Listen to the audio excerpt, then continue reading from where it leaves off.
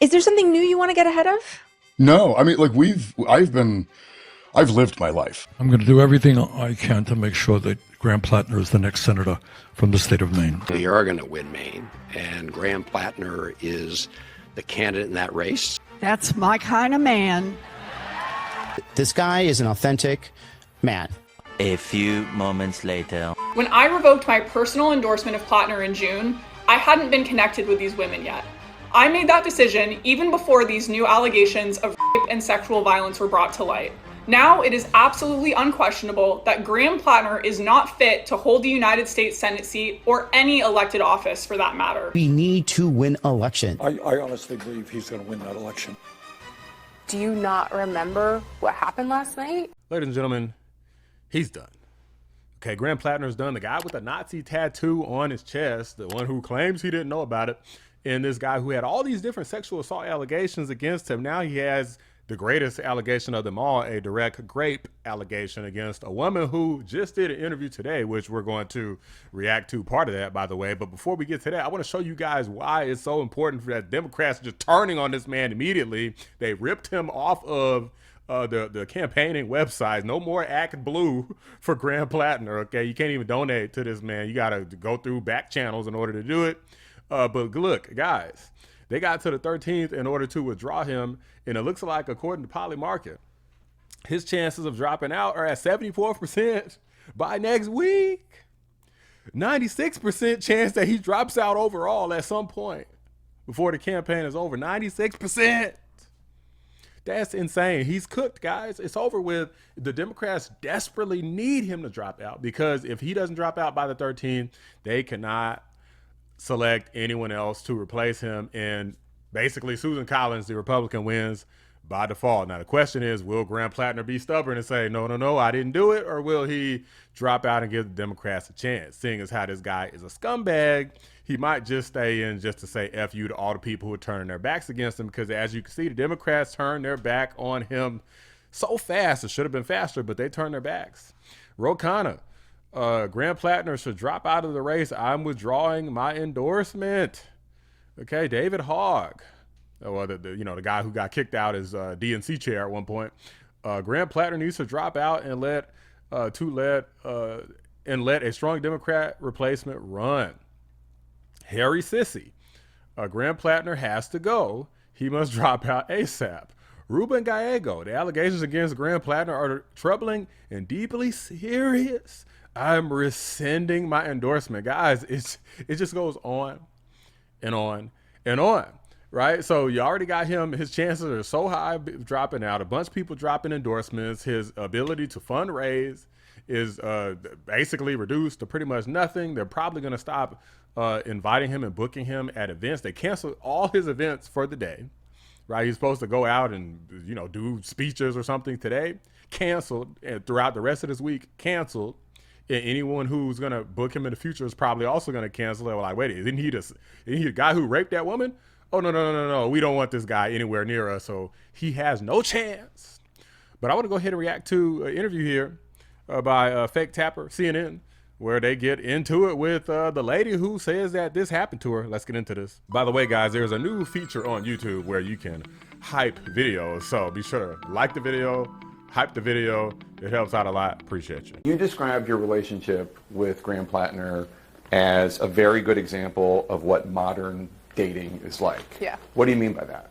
What I mean by that is that, I think there's a lot of situationships. I think people are dating multiple people at the same time, whether that's known or not known by the people involved. I don't think that's supposed to be funny, but basically this woman saying she was a chick on the side. Okay, she was a side piece. They was just clapping cheeks is all they was doing. It wasn't an actual relationship. Guys, look, I'm gonna go ahead and just apologize in advance, because I'm definitely gonna laugh if I hear something stupid. I understand what this woman went through. I'm not laughing at that, but everything else, oh yeah, I'm gonna get a kick out of it. So it was just a very common practice is what I viewed it as. And kind of casual? Yeah, very casual. And when did you meet him and how did you meet him?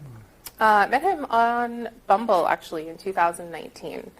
And I had known who he was He grew up in the next town over. We had like a mutual family friend, so I always knew of his existence, but that was when we actually met. And what'd you think of him? At first I thought he was great. You know, he's very well spoken, he's intelligent, he's charming. You know, I thought a lot of good things. We had a great first date. It went and flowed really well. He has described himself as self-medicating with alcohol. Yeah. He has described himself that way. Yeah. What? So I would think maybe that would have reared its head.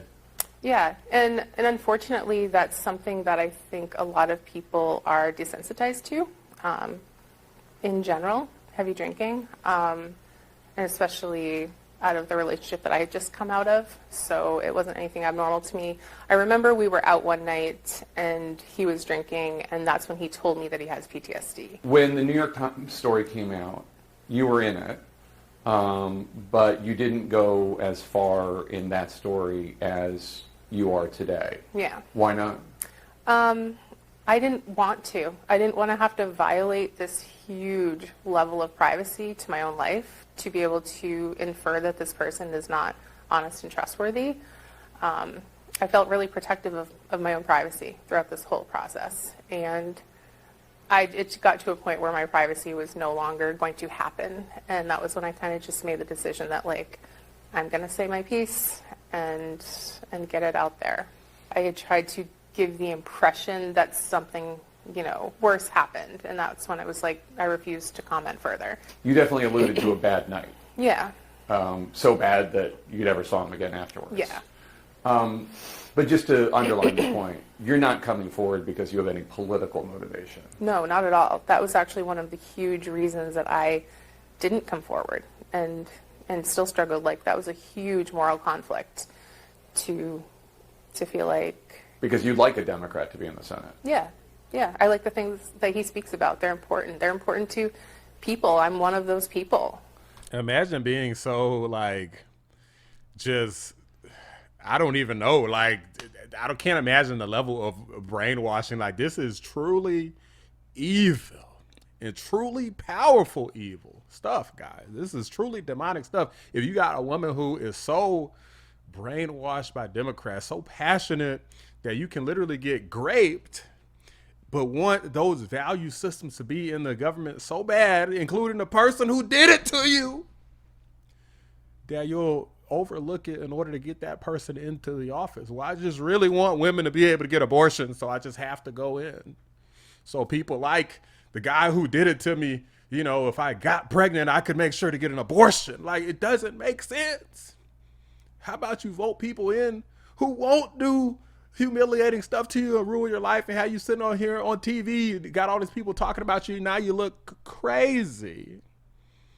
You talk about privacy, you definitely got no privacy now. You wouldn't even be going through this if it wasn't for a guy like him. This should show you who you're dealing with. Democrats aren't the good guys. Like, wake up. But at the end of the day, you feel he's not being honest. He's not being honest, no. And we should note, this is 2021 we're talking about. It's only 5 years ago. Tell me about that. When was it? It was at the end of 2021. I remember it being shortly after I moved back into my winter home, because that is where it happened. And it was a night where him and I were texting back and forth, and he had taken something that I said as an invitation. And that's not how I meant it, and I quickly clarified. And he sent a message back indicating that he would come over, and I said, no, don't come over. Like, I'm not in the mood, don't come over. And I was more stern with that message.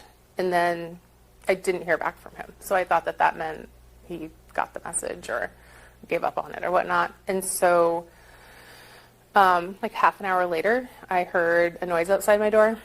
And then he came in. He just came into my house. It was unlocked. I live in an area where you don't usually have to lock your doors. I do now. So he came in, and I realized, okay, he didn't listen. He's in my home. And I was laying on the couch. It was probably pretty late at night, and I was already ready for bed. I just wasn't in bed. And so he had kind of like jumped on top of me and indicated that he had intentions that were sexual in nature. And I remember just at first being like, hey, I'm not into this. Like, I'm not in the mood. Like, don't whatever.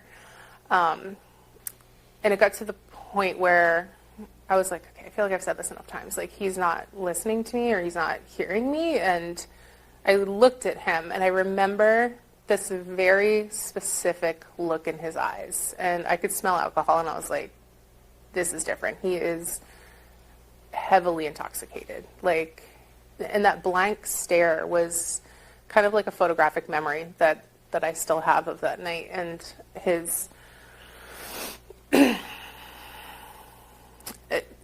that was me recognizing what the situation was. And this wasn't just like, oh, hey, somebody showed up and I'm going to tell him to go home. Like, he was heavily intoxicated, had intentions with me, and wasn't listening when I said no.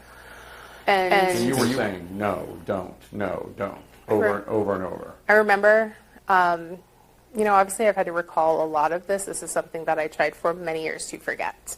And so small details, might get past me, but yes, I remember very specifically saying, I'm not into this. In my message previously, I had told him I had had an old back injury, and I remember saying, like, I'm not into this. I've had a long day. My back hurts. Like I was in that kind of mood, like the leave me alone mood. And there was a little bit of, like, scuffle, like altercation. The house that I live in has like this antique sewing kit that I kept beside the couch, and that got knocked over. He like backed into it, or something was maybe pushed into it by me, or something happened in that moment, and that thing got spilled. And do you remember pushing him away? I remember potentially pushing away with my legs, like, and then as he backed into it, it spilt, and all of the sewing needles and tape and yarn and everything went everywhere. Everything had fallen onto the floor, and in that moment, I evaluated my safety. Like, a drunk person who's blackout drunk is in my home, has these intentions with me, has already caused this amount of destruction and not listening to me, and so I basically felt safe as just complying. You normally use protection. Yeah. And this time he didn't, and you didn't want that. No. And he didn't care. No, I don't think my words were falling on deaf ears or drunk ears. And you were still saying, don't do this, or I'm not into this? I remember specifically him like grabbing at my chest, and I like hit his hand and I said, don't touch me. And I remember that during the altercation, and specifically. Then he kept going. Yeah, and it was this weird mix of like coming in and out of, I don't think consciousness is the word, but like coming to and kind of falling back into that drunken, I don't know what I'm doing state.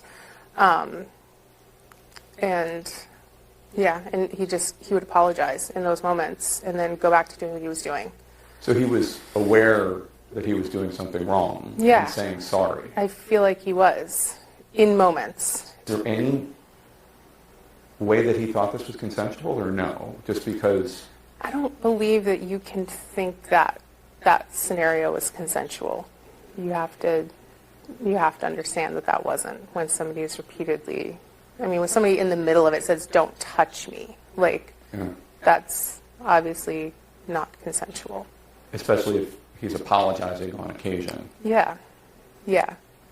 And that next morning, so after everything ended, I ran to the bathroom, which is just beside my bedroom, and I was in there for a while and just trying to like comprehend things. Like, were you crying? Were you? I honestly don't. I don't think I was crying. I was like more in shock, and yeah, just trying to understand like what had just happened. Especially like this is a person I have known and have trusted and have had very consensual relationships with, like, all along until it wasn't. And so that was a really hard thing to understand, that this was a person I trusted. And so I spent a little bit of time in the bathroom, and when I came back out, he was asleep in my bed. And at that point, I didn't know what my options were. Like, obviously, I don't want this person in my house. And when I, earlier had realized how drunk he was, I knew that he had driven over that way. Like, I'm surprised he made it to my house. And if I woke him up and sent him home, like, I'm now making the decision to put somebody that drunk on the road. And I didn't want to live with the fact that, like, if he got into an accident or hurt somebody else. And I remember thinking that I could tell him to leave, and I could call the police immediately, and I could at least get him caught for drunk driving. So I was like, I'm going to let him sleep, and the second he wakes up, I'm going to tell him to leave. And so he slept. I lay there in like a state of panic all night, and I remember turning on, I have like one of those noise machines that you sleep with, and I turned it on Ocean Waves, and I'm like, I'll just try to meditate. It didn't work. So in the morning, he woke up, and he went to go put his arm around me, and I was like, whoa. And realizing this person doesn't know that what happened wasn't okay. And so I remember taking his arm and throwing it back at him, and I said, are you fucking serious, Graham? And he's like, what? And I'm like, do you not remember what happened last night? He's like, no. And I'm like, okay, I need you to get dressed and leave and never talk to me again. Like, nothing that happened was okay. And he did. He just got up and got dressed and left and didn't seem concerned. He didn't ask you. He didn't ask me a single question. And I mean, in the moment, I was like not wanting to talk about it anyway, so maybe I felt fine about that in the moment. But like, I was still like, how can somebody that you've been in a, you know, some type of a relationship with for this long tells you to never speak to you again about something that you did, and you didn't even ask what you did. So he left. He didn't talk to me, and I waited a couple weeks because I knew that with what had happened, I could have gotten pregnant, and I wanted to wait and to make sure that that wasn't the case. And so I waited until that happened, and I sent him kind of like a final send-off message. And What did it say? I remember a few pieces of it, and I remember saying that like nothing that happened that night was okay or consensual. And I waited on Instagram. You see when it says seen, and so I gave it a couple days. It said that it was seen, and I still didn't hear back out. And at that point, I blocked him on everything. I deleted his number. I blocked and deleted his like text phone number as well, because text and Instagram are, I think, the two ways that we had communication. And I've never heard from him since. Whew, guys, not good. I mean, obviously, you know, with the last thing this woman said, you know, she said she, you know, stuff about deleting, you know, phone numbers, deleting messages, all these different things. So that means that, guess what? You cannot validate anything that this woman says. Is going to be Platner's word versus hers. But the Democrats believe that this is a credible allegation. Apparently, these two were in a situationship for 2+ years. I mean, technically, I've known people who have been in stuff like that for way longer than 2+ years. So I guess I can't clown her on that, because I guess that's just how people are out here these days. But guys, this is obviously not a good situation for anyone, you know, except for maybe Susan Collins. You know, maybe if you're, you know, if you want the GOP to win, you know, at least from that front, there's a silver lining. But this is horrendous, guys. This is who the Democrats were trying to put in office.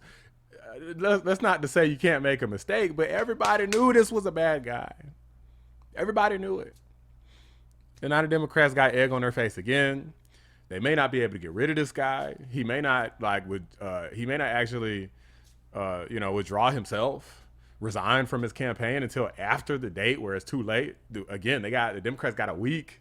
This guy could say, nah, I'm gonna stay in because this is false. I mean, man, they are so freaking cooked. And if somebody new comes in, if Platner does drop out, somebody new comes in, they got to try to get somebody who people like. And who knows how that's going to go, because it didn't really look like the Democrats were going to win Maine anyway. But, man, I mean, this is just a bad situation for everybody involved again. I mean, of course, I hope the GOP wins. I hope that this is a catalyst and a smack in the face for all of these dumb behind leftist Looney Tune leaders who decided to stand behind Platner. Maybe this will teach them a lesson for next time. I doubt it, because these people don't seem like they learned anything ever. But guys, this is a horrendous situation for them. This is like probably maybe the biggest disaster that they could have possibly had befall them. But these are just my thoughts, guys. Let me know what you guys think. Do you think that Platner is cooked? You think he still stands a chance coming back from this? Let me know what you guys think. Drop a like on the video, subscribe to the channel if you're new. I appreciate you guys watching. I'm out. Shout out to my members, patrons, and fellow anomalies: Cyber Noodle, 655, The Great, Bella Scott, Carpentier John, and Pinecone 6. I appreciate you guys every single day. I think it's another one, if you look. I actually think the one in Maine is worse, because he's just an outright pig. He's like a pig. I watched him a couple of times. He's like a pig. That's what he reminds me of. You know, I come up with good names for people. I don't want to stick him with that one, although I think pigs would be very upset about it.